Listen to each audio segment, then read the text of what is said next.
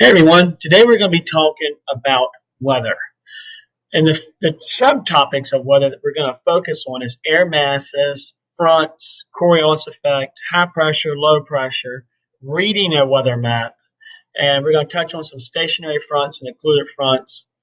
Yeah, so strap on your belts because we're going to be going pretty quick to get all that stuff covered in just 10 minutes. So let's just dive right into it. On this slide right here, you see the different air masses, like the maritime polar, the continental polar, the maritime tropical, and continental tropical. And basically, an air mass is a body of air covering a relatively wide area exhibiting uniform properties, like uniform, excuse me, air temperature, uniform air pressure, humidity, all that. So similar properties existing in this wide area. Now they're being pushed by the Coriolis effect, that turning of the earth that is pushing these air masses in different directions. And it all depends upon where you're located at a latitude base. Can you guess out of these different air masses, which one's going to have the most amount of moisture? If you're looking and thinking, well, maritime polar, you'd be wrong. It would You say, okay, what's maritime tropical then? Well, which one? Which maritime tropical? Is it over the Pacific Ocean or over the Atlantic Ocean, and why? See if you know the answer to those questions. So, for time's sake, I'm just going to jump right in and tell you. But the one that has the most amount of moisture, if you had been guessing, would be the maritime tropical at the Atlantic Ocean. The Atlantic Ocean is hotter than the Pacific Ocean, and since it's hotter, you have more evaporation. And the Pacific Ocean is much bigger than the Atlantic Ocean, so it's by default cooler, not as much evaporation. So the one that has the most amount of moisture would be the maritime tropical off the Atlantic Ocean. And this is the direction that a lot of our hurricanes come. And remember, hurricanes originate off the west coast of Africa, at least the ones that impact the eastern United States. Okay, so I told you what these air masses are. And again, let me go back to the continental tropicals. Since they originated over the continents, they don't have as much moisture as if you actually originated over the water. Keep that in mind. Okay, going to the weather map.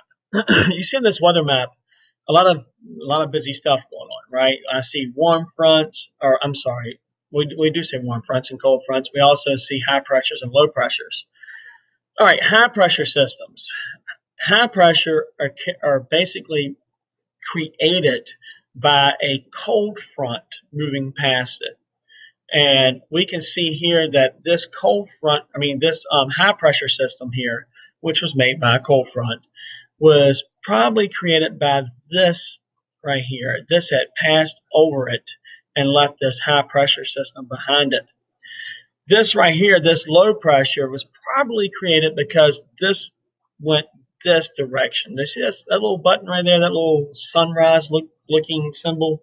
Well, that's a warm front symbol. And more than likely, this warm front went this direction and left this low pressure system behind it. Now, this right here, we have a stationary front. We have a warm front, the sunrise circle, the semicircle, going this direction, and then we have the cold front going this direction, the opposite direction. So they're getting tangled up. And basically, this area through here can expect sustained precipitation for, I don't know, a day or two because these fronts are going in opposite direction and they're getting all conjumbled up. More than likely, what happened is we have a continental polar mass coming down, and I guess it could be a maritime tropical that came over this way. I'm sorry, a maritime polar that came this way. I don't know, but definitely a cold system or cold front that came down this direction, and a warm front is coming up this direction, and they're getting tangled up. So over here, we probably have a drastic change in temperature between the cold and the warm. See the warm going this direction and the cold going this direction. That's a perfect setup for a severe thunderstorm. And that's what it says there. It's rain and thunderstorms. Yeah, that's what it says. And possibly severe thunderstorms right where we have this warm and cold mixing. See that? Isn't that neat? All right. Your next slide is dealing with cold fronts and warm fronts. Now, cold air by default sinks because it's more dense. As things get cold, typically they shrivel up and kind of get close to each other. So it's dense because they're so close in falls. So cold air masses are more dense in fall, where warm air is more spread out, and in comparison, it's going to rise. So you have this warm, moist air rising up, and when it comes into contact with the cold air, it condenses and forms clouds, and that's what's going on there. Now, cold fronts change weather quick, quick, quick, quick. And you think about it, in the summertime, it'll be 95 degrees outside.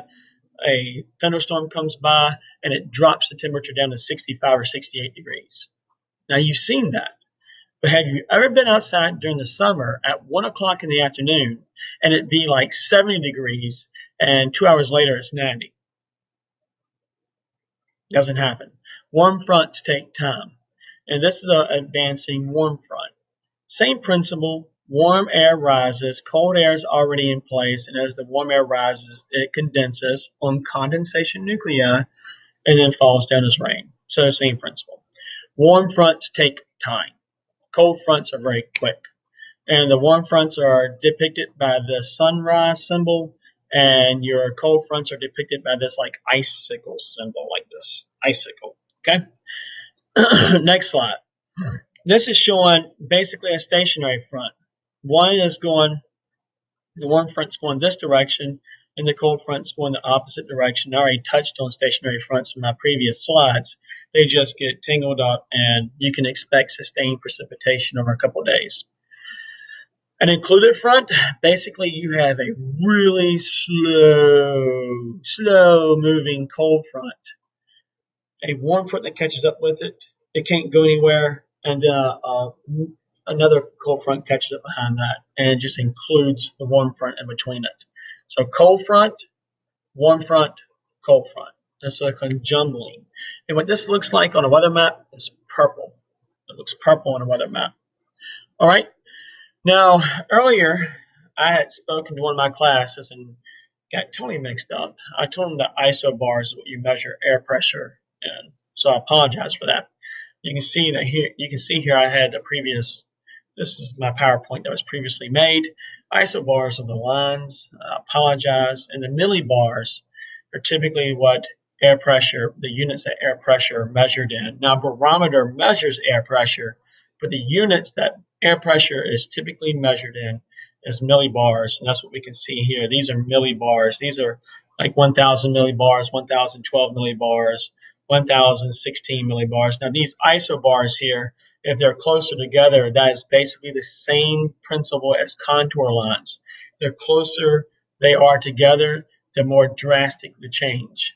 And if they're closer together, you can typically depend upon a wind pattern definitely being generated because you have a substantial change in a very small area that leads to wind.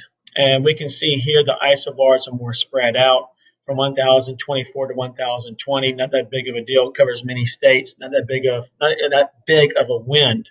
The isobars through here more concentrated. You're going from different pressures in a relatively short period. A short area, not that big of an area in comparison. So you definitely have more wind here than these regions here. So I would probably think, since you're going from 1020 to 1016 to 1012, what direction is the wind going to be blowing in? Give you a second to think about it before I answer it for you. If you said southeast,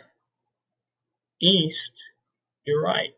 You're going from 1024, 1020, 1016 to 1000. How I know that is because high pressure always goes to low pressure, and you see that the pressure is decreasing in this pattern right here. So it's going southeast. So again, those are millibars, and those lines are isobars. I just got a prompting that I only have 26 seconds left. Isotherms are just basically areas that are broken apart based on temperature, and you can see the isotherms there. I got all of it done. Thank you for watching. I'll be making another video for you guys. So see you soon. Thanks.